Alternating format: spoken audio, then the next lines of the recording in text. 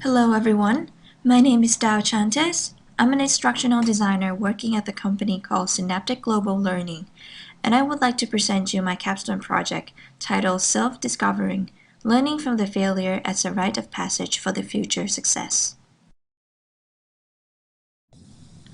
As for my project idea, I intended to conduct a research study on how technologies can be implemented in classroom that could help Asian students succeed and increase the level of participation and interaction with teachers and the fellow classmates.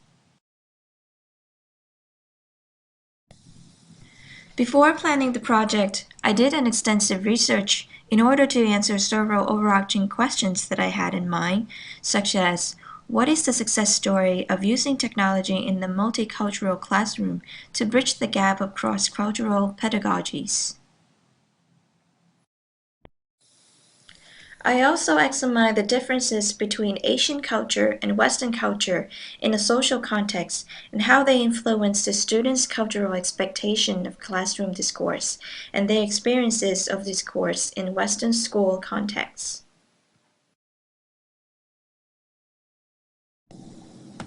At the beginning of my project, things did not go seamlessly as I planned it. The professor I wanted to work with refused to work with me this semester, although we did agree before. Fortunately that he changed his mind later on. He said that he has been rethinking about it and he decided to give it a try. The study group of this project is in graduate level, and I chose to conduct my project with the classroom that contained a good mix of students from Asia, Africa, Europe, and from the United States because this setting represents the diversity of culture and language. Then I started to put the task list together. I learned that there are lots to be done, and one of the most important things in project planning is that you need to anticipate risk and come up with a contingency plan in order to deal with those risks that might occur along the way. I chose Block as a technology that I want to implement in the class because it provides an alternative channel to write and get feedbacks from others.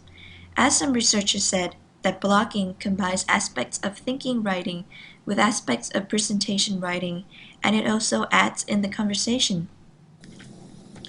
Based on the principles of universal design for learning, we not only provide students with multiple means of representation, but we also give students multiple means of expression. Some students learn best when they speak and carry out their thoughts orally. Some students might learn best when they have some time to sit down, write, and reflect on their own thinking. Along my journey on this project, I hit the second brick wall. My beloved professor wanted me to postpone my block activity with his students to other weeks. He claimed that he wants to make sure that the topic he wants the student to block is interesting enough that could eventually generate a dynamic discussion. Instead of waiting for the green light from him on starting the block activity, I went to interview several other professors who previously used blog in their class.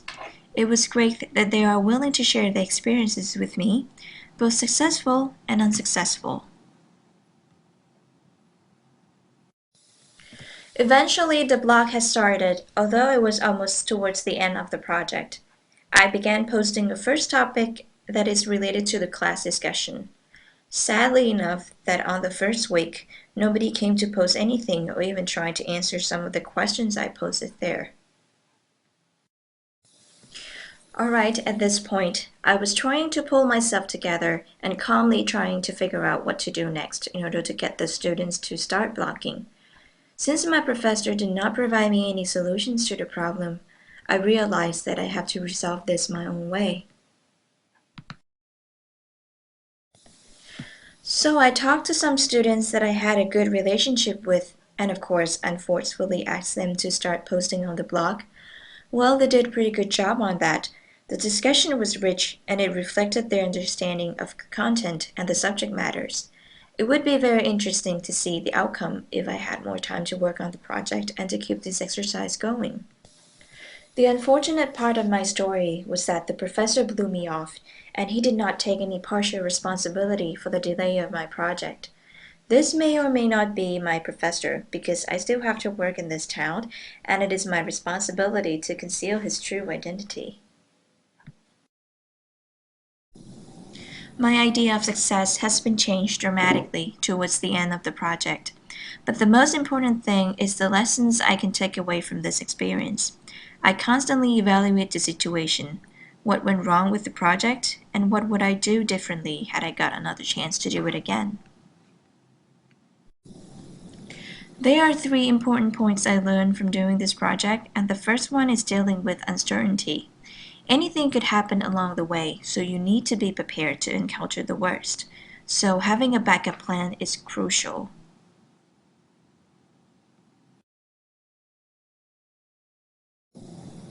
The second thing is having an ability to motivate the people you want to work with.